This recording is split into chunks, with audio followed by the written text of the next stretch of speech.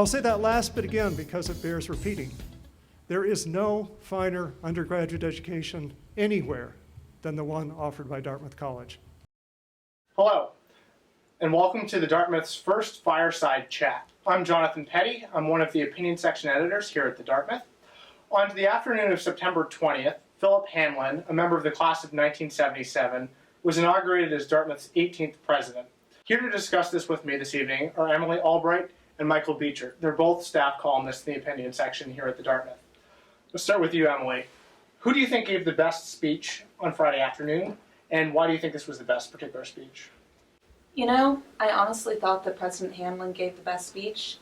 He made it real and he made it personal. You know, he started off with that story about dreaming about the Stanley Cup, and when he held the Wentworth Cup, he had that rush back to him. And I feel like that added a personal touch that really resonated with the students. And throughout his speech, he just really seemed grounded, down to earth. While he gave some good, tangible outcomes for Dartmouth right now, like with the Society of Fellows that we're going to talk about later. So I think that he managed to strike a good balance between rhetoric and actually saying something.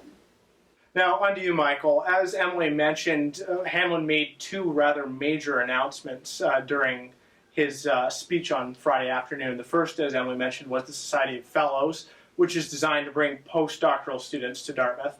The second thing that he mentioned was a center for innovation. For instance, we've seen these kinds of centers at places like Harvard and Stanford. So these were Hanlon's two big ideas during his speech on Friday afternoon. What did you think about these ideas? Good, bad? Are they going to be important to the school? I think both of these initiatives are definitely admirable. As far as the Society of Fellows goes, I think while Dartmouth definitely has a very strong and well-deserved reputation for undergraduate teaching, it's important that we also add a research component that maybe these postdoctoral students can bring to the campus. I think they have a lot to share with undergraduate students as well, particularly in the maths and sciences. As far as the Entrepreneurship Center, I believe that entrepreneurship is an integral part of any college campus. I know already we have a couple of student-run entrepreneurship groups. I believe Mitosis is one of them. I think that the Entrepreneurship Center, with proper funding and support from the administration, as President Hanlon has indicated, would definitely be a positive addition to campus. Thanks. Emily, do you have anything to add on that? What did you think of his two main proposals? I found them both very interesting, though I'd have to say that I like the entrepreneurship idea a little bit more.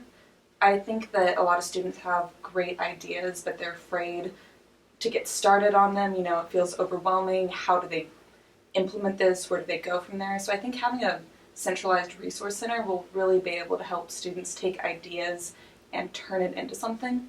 The Society of Fellows, however, I think it's a good idea. I'm just afraid, not afraid, but I'm curious as to how it's actually going to play out.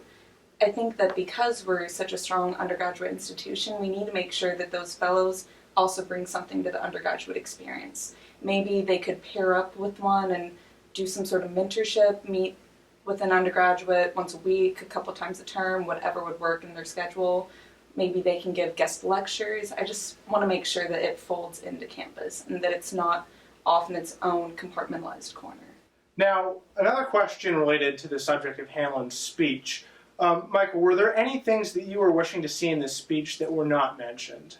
Yes, I think definitely an issue that everyone here is concerned about is the cost of attending Dartmouth. I believe we have the second highest sticker price in the Ivy League behind Columbia, and that's certainly an issue that has to be looked at by any administration, especially President Hanlon as our campus leader. Tuition, associated costs, meal plan, housing, those are all rising and rising quickly.